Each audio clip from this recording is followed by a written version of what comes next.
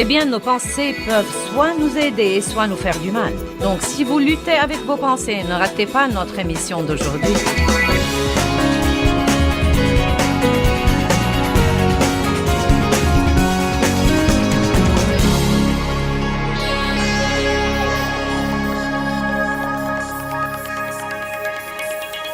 Que tout le monde dise « Je ne cache rien à Dieu ». Dieu vit en moi et il sait absolument tout.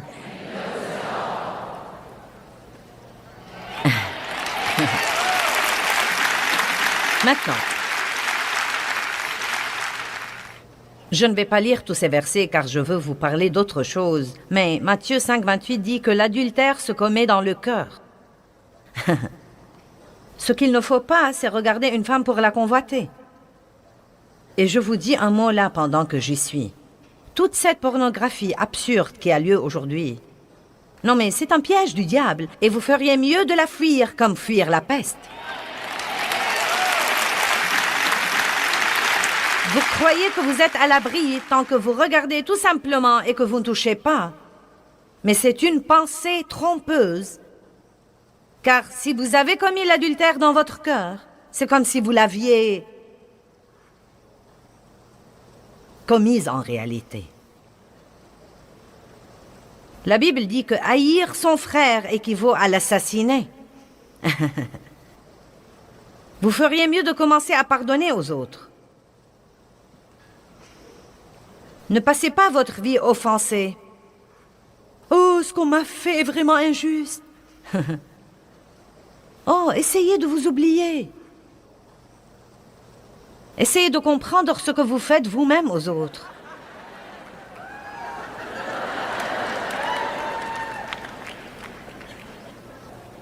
Et rendez-vous service et pardonnez aux autres. Il ne s'agit même pas... Dieu ne vous dit même pas que vous rendez un grand service à vos ennemis en leur pardonnant. Il se fiche pas mal du fait que vous soyez fâchés. Fâchez-vous contre quelqu'un pour 3 semaines et dites-lui « Je te pardonne ». Il ne saura pas de quoi vous parlez. Il dira « Pourquoi ?» Rendez-vous service. Ne vivez pas comme ça. Ne vivez pas tout le temps avec ce gâchis au-dedans de vous. Vous ne pourrez pas entendre Dieu avec ce gâchis ou être mené par le Saint-Esprit quand vous êtes rempli de soucis et d'anxiété et de crainte et de l'absurdité de vouloir plaire aux autres. Maintenant, je peux vous dire quelque chose. Si vous n'avez jamais prêté attention à ce qui se passe en vous, ça ne va pas s'arranger du jour au lendemain. Car le diable a des forteresses. La pensée est le champ de bataille. Et il commence, quand nous sommes jeunes, à nous inculquer de mauvaises pensées et à nous donner des modes de pensée et des façons de penser et de mauvaises mentalités. Et je ne sais pas si vous vous rendez compte à quel point vous devenez fort quand vous vous décidez. Mais ça marche dans le négatif aussi bien que dans le positif. C'est vraiment surprenant ce qu'une personne est capable de faire quand elle se décide. Et vous ne laissez aucune place pour aucune autre pensée. C'est comme si vous disiez « Eh bien non, je vais faire ça ». Une fois que vous avez cette façon de penser, le diable ne peut pas vous arrêter.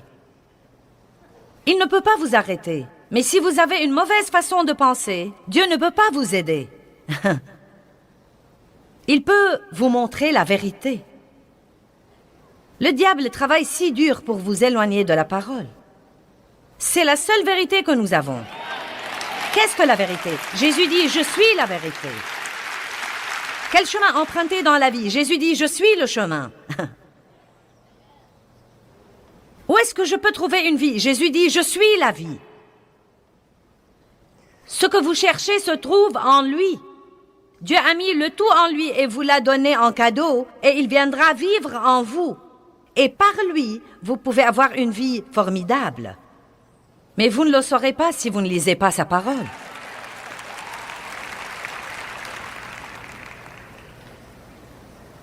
Je vous expliquerai quelques points à ce sujet dans un moment, car j'apprends tout le temps pourquoi les gens ont du mal à étudier la parole. Regardons Genèse 4. Genèse 4, 1. Adam connut Ève, sa femme, elle conçut et enfanta Caïn, et elle dit, « J'ai formé un homme avec l'aide de l'Éternel. » Ensuite, elle enfanta encore son frère Abel. Abel faisait paître les moutons, mais Caïn cultivait la terre. Maintenant, la Bible ne dit pas ceci, mais d'après ce qui arrive dans les versets d'après, ça ne me surprendrait pas qu'il y ait un problème qui couvait déjà juste parce qu'ils étaient différents. Nous pouvons avoir des difficultés avec les gens juste parce qu'ils ne sont pas comme nous. Et au bout de quelque temps, Caïn fit à l'Éternel une offrande des fruits de la terre, et Abel apporta des premiers-nés de son troupeau et de leur graisse. Et l'Éternel eut égard à Abel et à son offrande, mais à Caïn et à son offrande, il n'eut pas égard. Donc, Dieu a aimé l'offrande d'Abel parce qu'il avait donné ce qu'il avait de mieux. Dieu n'a pas aimé l'offrande de Caïn, et il le lui a dit. Et la réaction de Caïn était de s'irriter et de s'indigner et de s'attrister et de se déprimer. Bon, quand Dieu vous corrige, vous réagissez de deux façons. Vous pouvez soit vous irriter, vous attrister et vous déprimer, soit dire « Merci Seigneur de me l'avoir montré et je veux certainement être tout ce que tu veux que je sois et donc, s'il te plaît, pardonne-moi et change-moi. » C'est ce que vous devez faire. Vous ne devez même pas changer. Accordez-vous avec Dieu et demeurez dans la parole et il vous changera. Et l'Éternel dit à Caïn, « Pourquoi es-tu irrité? Et pourquoi es-tu triste et déprimé et abattu? » C'est le verset 6, Genèse 4, 6. Faites attention au verset 7. « Si tu fais bien, ne seras-tu pas agréé? Et si tu ne fais pas bien, le péché est couché à la porte, et son désir sera tourné vers toi. » Écoutez les mots d'après. « Mais toi, tu dois le dominer. » Il dit, tu dois le dominer. Nous allons prêcher ce week-end sur le péché. Pourquoi est-ce que vous n'acclamez pas? Si j'avais dit sur la prospérité, vous auriez tous acclamé. Si j'avais dit sur les miracles, vous auriez tous acclamé. Et nous allons prêcher sur le péché parce que c'est un problème. Et il y a trop de gens qui vivent n'importe comment et ne s'occupent pas des trucs dont ils devraient s'occuper. Dieu les convainc. Et ils s'irritent. Exactement comme Caïn. Dieu a dit à Caïn, le diable te poursuit. Et tu dois le dominer. Caïn avait une occasion là. Il aurait pu y avoir un renversement de la situation. Verset 8. Et Caïn dit à son frère, « Allons au champ. » Et lorsqu'ils furent au champ, Caïn attaqua son frère Abel et le tua. Vous connaissez l'histoire. Et il s'est retrouvé avec une malédiction sur sa vie, etc. Mais le problème a commencé, non pas lorsque Caïn s'est réveillé un jour et a décidé de tuer son frère. Il a commencé bien avant, des mois et peut-être même des années auparavant avec une mauvaise attitude, avec de mauvaises pensées et de mauvaises attitudes, avec la jalousie et la comparaison et la rivalité et la colère et l'amertume et le ressentiment et le non-pardon. Et qui sait, peut-être qu'il avait souri à son frère à la maison. Non mais vous pouvez aller à l'église et dire « Le Seigneur soit loué, frère. Alléluia, sœur. Oh, Jésus, il est si bon. » Et vous pensez, je ne peux pas te sentir. Et c'est le chapeau le plus idiot que j'ai jamais vu de ma vie. Et vous lui dites, oh, sœur, j'adore ton chapeau. Vous savez de quoi je parle.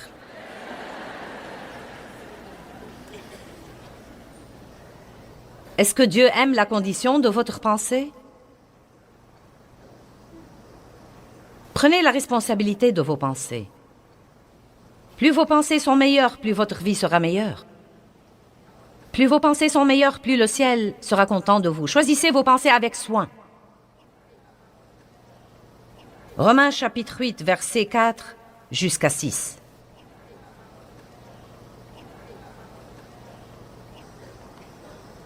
Afin que la justice de la loi fût accomplie en nous, qui marchons non pas selon la chair, mais selon l'esprit, nos vies étant gouvernées non pas selon les normes et les lois de la chair, mais selon l'esprit. Donc il dit que nous sommes censés marcher selon l'esprit et non pas selon la chair. Nous avons tous une chair. Il y a une nature de péché qui est là, mais si nous marchons selon l'esprit, nous n'accomplirons pas les désirs de la chair. Donc nous devons écouter Dieu et non pas nous écouter. Écouter Dieu et non pas les gens. Car ceux qui vivent selon la chair et sont contrôlés par ses désirs impies pensent toujours aux choses qui font plaisir à la chair et les recherchent. Laissez-moi vous l'illustrer pour que nous puissions tous comprendre. Bien, Dieu m'a dit que je devais me remettre en forme et perdre du poids et faire de l'exercice. Bien, donc, je me conforme le lundi et tout va bien. Maintenant, je feuillette un magazine et je vois la photo d'une glace. Ouh! Je commence à penser à cette glace au caramel. Je pense seulement à cette glace au caramel. Peu de temps après, je recherche cette glace au caramel. Je pourrais monter dans ma voiture et aller à la poursuite de cette glace au caramel. Mais en réalité, ça a commencé parce que j'ai pensé à cette glace. Si vous pensez à la manière dont quelqu'un vous a fait du mal et vous a blessé, vous finirez par l'extérioriser quand vous le verrez. Si vous pensez à ce que vous n'avez pas dans la vie et à ce que les autres ont et que vous croyez que vous devriez avoir, vous serez mécontent. Et même si vous allez à l'église plusieurs fois par semaine, Dieu ne sera pas content de votre attitude. Amen. Il s'agit de ce qui se passe en nous. Pensez aux choses d'en haut et non pas à celles qui sont sur la terre. Pensez toujours à ce que la Bible vous dit de faire. La Bible dit que si nous méditons la parole de Dieu jour et nuit, nous l'observerons et nous commencerons à agir selon tout ce qui y est écrit. La parole est si précieuse. C'est important que vous étudiez la parole de Dieu vous-même. C'est formidable d'écouter les autres prêcher. Je suis contente que vous soyez venus et que vous preniez des notes, mais j'espère que vous allez rentrer chez vous et chercher vous-même tous ces versets et les étudier, car c'est en étudiant les choses maintes et maintes fois qu'elles s'enracinent en nous. Maintenant, pourquoi croyez-vous que les gens ont vraiment du mal à faire ça? Pourquoi? Je crois qu'il y a plusieurs raisons. 1, manque de discipline. 2, les occupations de la vie. Soyez francs, même avant que les gens n'aient toutes ces occupations, je crois qu'ils avaient toujours des problèmes. Et évidemment, il y a une grande attaque de l'ennemi. Il ne veut pas que vous demeuriez dans la parole, car si vous commencez à l'étudier, vous commencerez à voir ce qui ne va pas chez vous. Et l'ennemi ne veut pas que vous voyiez ça. Est-ce que je peux avoir mon truc?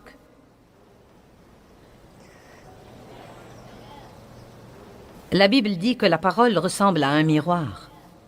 Et quand nous la regardons, nous voyons le Christ, mais nous voyons aussi ce que nous ne sommes pas. Oups, ça va.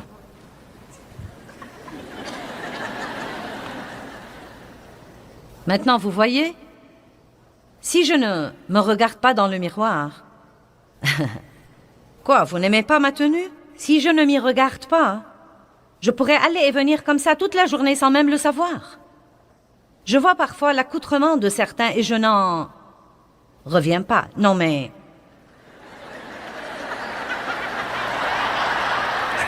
Non mais je pense... Vous ne vous regardez pas dans un miroir avant de sortir?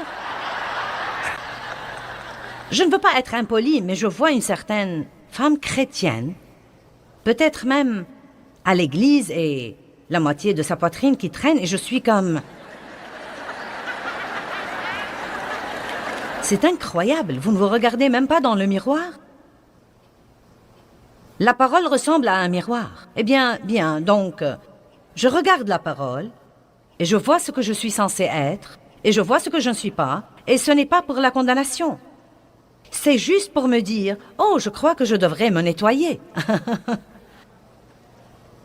Maintenant, je peux enlever ceci et dire, oh oui, c'est beaucoup mieux comme ça. C'est beaucoup plus beau. Nous sommes prédestinés à être semblables à l'image de Christ. Nous sommes prédestinés à être transformés, complètement changés. Et Romains 12 dit par le renouvellement de votre pensée.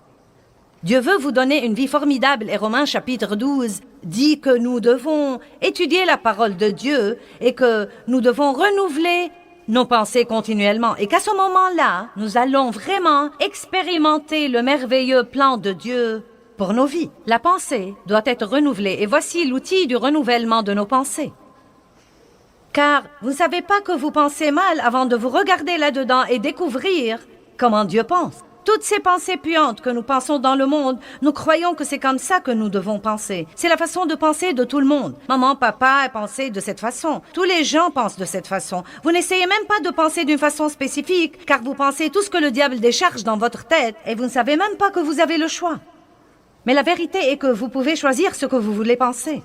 Maintenant, il faut un peu d'exercice. Il faut un petit effort, mais vous pouvez choisir ce que vous voulez penser. 2 Corinthiens 3 dit que si nous demeurons dans la parole de Dieu, nous verrons l'image de Christ là-dedans et que nous serons transformés en la même image de gloire en gloire en gloire.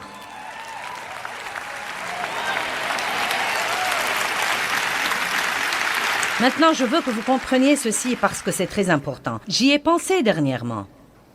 Vous savez, c'est surprenant que tant de gens aujourd'hui aient du mal à prier et à bien étudier la Bible. Et je comprends ça, car je suis passé par là. Je ne veux pas dire que c'est surprenant que vous ayez du mal à faire ça.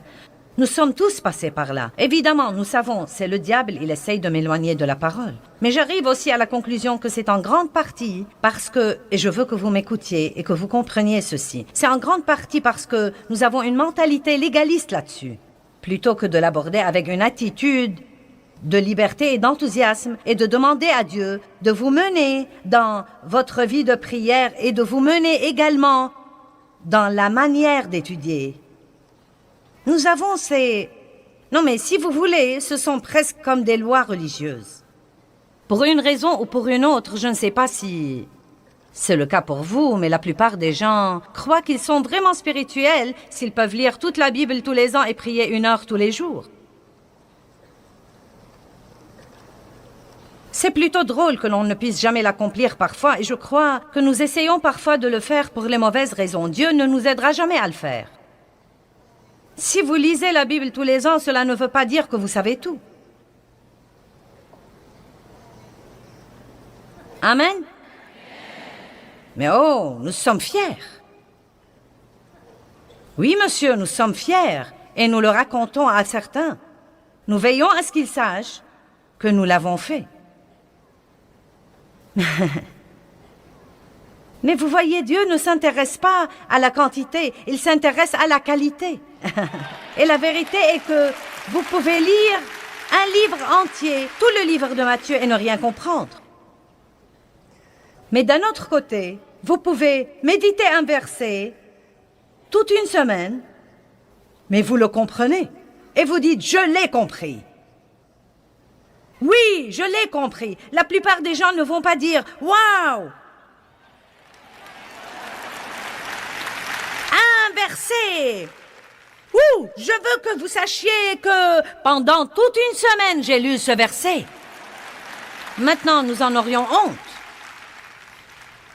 Dieu n'exige absolument pas les mêmes choses de tout le monde. Et soyez sûr qu'il ne s'attend pas à ce que tout le monde fasse tout ce qu'il demande de faire exactement de la même façon. Quelqu'un pourrait prier 3 heures tous les matins et quelqu'un d'autre ne peut prier plus de 2 minutes chaque fois, mais il pourrait prier toute la journée. Vous savez, vous devez arriver au point où vous arrêtez de tout compter. Vous savez que David a en fait été maudit parce qu'il a compté le peuple. Et parfois, nous comptons beaucoup trop. Combien de fois ai-je prié? Combien ai-je lu? Combien de fois ai-je fait ceci? Combien ai-je fait cela? Et combien de fois suis-je allé à l'église? Pourquoi n'apprenez-vous pas à vivre avec Dieu et chaque fois que vous en avez l'occasion, vous essayez de lire la parole? Ce pourrait être un repas complet ou être un petit quelque chose. Cela pourrait être lire une page quand vous êtes dans la salle de bain. Est-ce que vous me suivez là-bas? Débarrassez-vous de toutes ces mentalités légalistes et de ces idées préconçues sur la manière dont vous devez faire ça. Vous n'êtes pas censé le faire comme Charles Finney le faisait. Vous n'êtes pas censé le faire comme Billy Graham le fait ou comme Joyce Meyer le fait. Vous n'êtes pas censé le faire comme... Vous devez juste prier et laisser Dieu vous donner un plan pour votre vie et le suivre.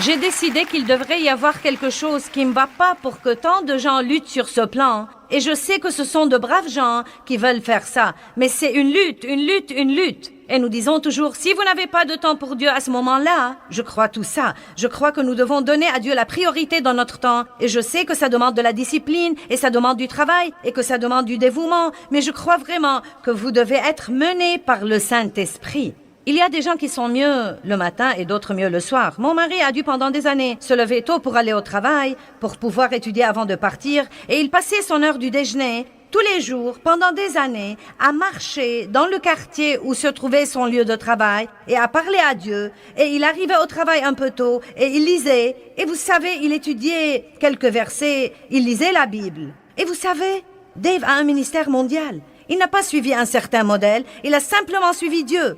Or moi, j'étudie beaucoup, mais Dieu m'a appelée à être enseignante. Et donc, il m'a donné le don et la capacité de faire ça. J'aime beaucoup ça. Je suis passionnée de ça. Si je peux avoir toute une journée pour étudier, c'est comme si j'étais déjà au ciel. Je ne peux pas du tout m'attendre à ce que tout le monde fasse tout exactement comme moi, car vous avez peut-être le don...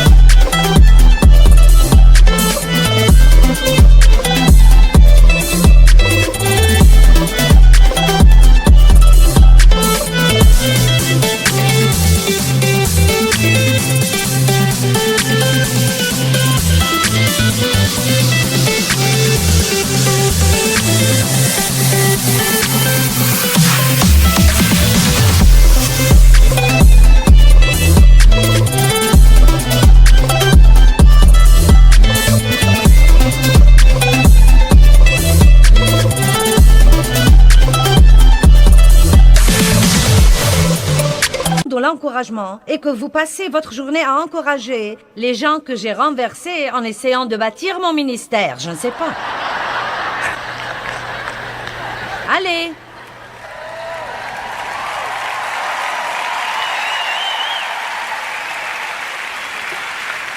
Maintenant, voilà ce qui arrive.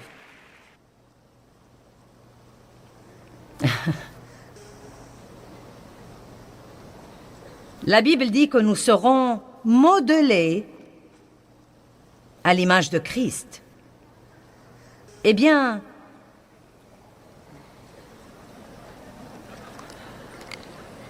j'ai là ma pâte à modeler. C'est vous et moi.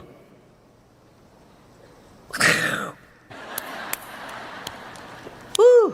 Que fais-tu, Dieu?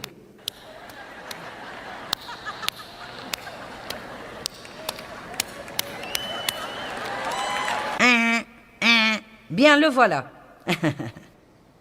C'est un exemple épouvantable, mais nous allons prétendre que c'est Jésus. Bien, regardez. Maintenant, c'est parti. Vous recevez le salut. Vous êtes régénérés. Vous êtes régénérés. Je reçois...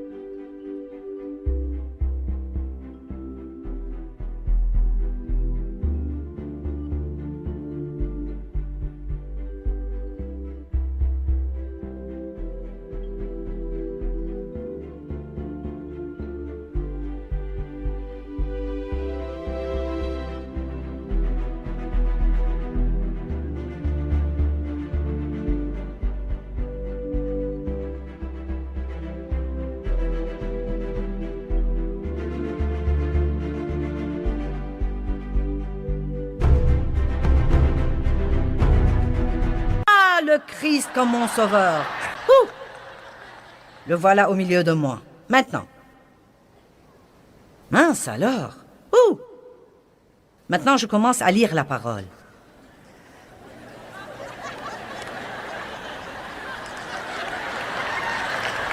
Vous pouvez le voir de ce côté. Une très bonne vue d'ici, mais personne d'autre ne peut vraiment juger. Tu as un travail, Joyce?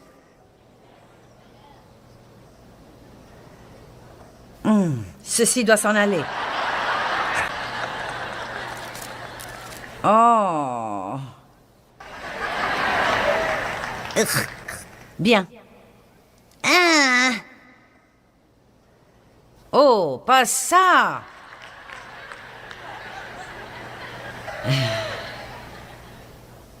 Et chacune de ces choses peut prendre 20 tours autour de la montagne dans environ 10 ans.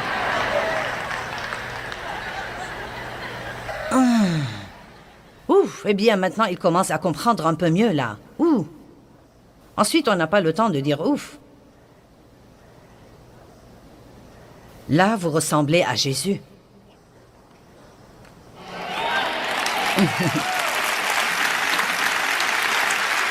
Laissez la parole de Dieu renouveler votre pensée. Apprenez à bien penser. Apprenez à prendre position contre le péché et prenez la décision de vivre pour la gloire de Dieu.